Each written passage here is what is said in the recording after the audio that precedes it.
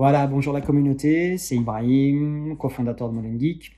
Je m'y mets moi aussi, je vais vous mettre un podcast par rapport au télétravail pour pouvoir essayer de vous aider en cette période de confinement, de pouvoir travailler le mieux possible chez vous. Et je le fais aussi pour les étudiants de Modern Geek qui se retrouvent maintenant tous à la maison et qui doivent tous suivre leurs cours de chez eux. Donc voilà, les gars, je le fais aussi pour vous. Donc c'est des petits conseils pratiques pour pouvoir travailler de la maison. J'ai fait ça énormément de temps. Quand j'étais consultant, j'ai beaucoup télétravaillé. Et c'est quelque chose qui est intéressant, mais en même temps, si on n'a pas la bonne hygiène, la bonne méthode, c'est quelque chose où on perd beaucoup de temps si on n'arrive pas à le faire bien. Donc, j'ai appris beaucoup et je vous transmets ça maintenant. Donc, le premier conseil que j'ai à vous donner, avant quoi que ce soit, c'est de super bien dormir. Bien dormir la veille de télétravailler. Donc, maintenant, vu que vous êtes en confinement à la maison tout le temps, toujours bien dormir. Pourquoi? Parce que quand vous êtes chez vous et que vous êtes fatigué, que vous avez passé une petite nuit, vous allez vous trouver toutes les excuses du monde pour ne pas faire votre travail.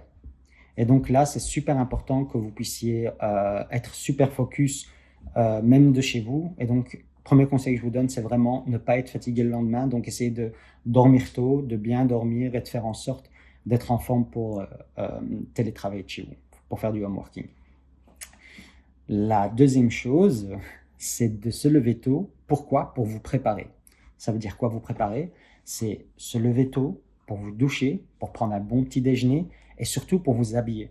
J'ai fait exprès de mettre une chemise pour vous montrer que à la maison, quand vous vous mettez dans les bonnes conditions pour travailler, c'est super important et, psychologiquement par rapport au travail que vous allez fournir dans la journée, pour vous mettre vraiment dans une bulle boulot à ce moment-là. Parce que le vrai challenge dans tout ça, c'est faire la part des choses entre le privé et le travail, parce que vous êtes à la maison. Donc, si vous prenez le temps de vous préparer, de vous doucher, de vous habiller convenablement, comme si vous alliez au travail, mais de travailler de la maison, voilà, ça vous aide énormément pour être plus productif et pour pouvoir produire le max.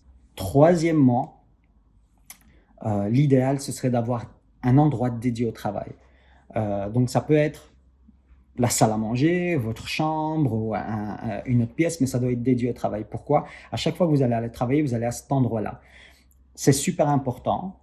Je sais qu'en cette période de confinement, c'est possible que vous vous retrouviez avec des enfants à la maison, avec des petits frères, des petites sœurs, qui ne vous permettent pas d'avoir un endroit vraiment isolé pour travailler, mais essayez de faire un maximum. Mais en tout cas, évitez de travailler en mode chill sur le fauteuil du salon ou couché dans votre lit ou voilà, essayez d'être assis à une table et la posture aussi. C'est super important d'avoir une bonne posture quand vous allez travailler. En télétravail, c'est super important que vous soyez bien assis. Peut-être à la maison, vous n'avez pas les chaises de bureau qu'il y a sur votre lieu de travail ou dans votre espace de formation. Mais c'est super important que vous soyez bien assis. Si vous n'êtes pas bien assis, levez-vous souvent. C'est important que vous vous leviez, vous dégourdissiez vos jambes. Pourquoi? Parce qu'au travail ou en formation, on le fait avec ses collègues sans y réfléchir. Donc les collègues passent, ils nous interrompent, on discute un peu, on se lève, on se balade un peu avec eux. Eh bien, c'est super important de garder un peu cette hygiène, de vous balader, de faire circuler le sang dans vos jambes, dans votre corps, en vous levant assez régulièrement. Quatrième conseil que je vous donne, c'est de faire un planning minutieux de votre journée en y prévoyant les temps de pause. Et les temps de pause, ça peut être des temps où vous allez sur vos réseaux sociaux répondre à vos commentaires ou à vos messages. Ou moi, je vous conseille même d'avoir des temps pour répondre à votre mail. Mais bon, ça, c'est un autre débat. Mais voilà, faire un planning bien clair, ce que vous allez faire heure par heure pour essayer d'être le plus productif possible et prévoir les pauses dans votre planning. Cinquième conseil que je vous donne, c'est sur votre ordinateur d'essayer d'avoir 2 sessions. Donc, une session utilisateur professionnel, pro, et une session utilisateur personnel.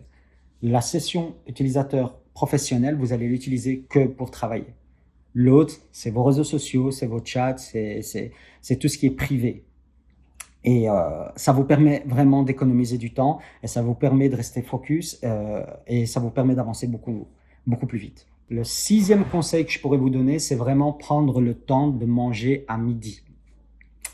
prendre une vraie pause d'une heure pour aller vous restaurer, pour vous déconnecter, pour faire en sorte que de vous aérer l'esprit, de plus être en mode boulot du tout.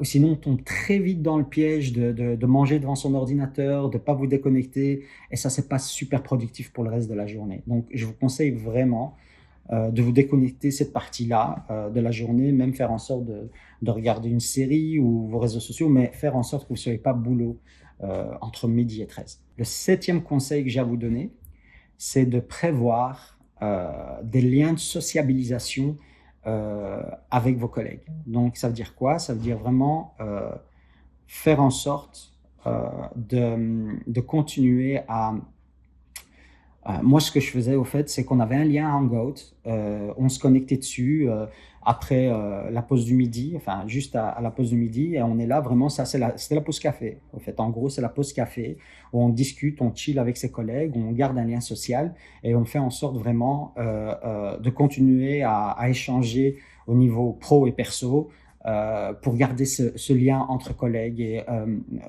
continuer à avoir un esprit d'équipe. Ça, c'est super important. Ce que je faisais moi à l'époque, c'est ça. Donc, garder ce lien social parce qu'on est chacun chez soi, c'est super compliqué de garder ce lien. Et donc, voilà, moi, je vous conseille vivement d'essayer de garder ce lien avec vos collègues. En 8, c'est pas vraiment un conseil. Je vais vous parler des challenges du télétravail. Et les vrais challenges du télétravail que moi, j'ai vécu, c'est vraiment l'organisation entre collègues. Essayer vraiment de collaborer de manière optimum.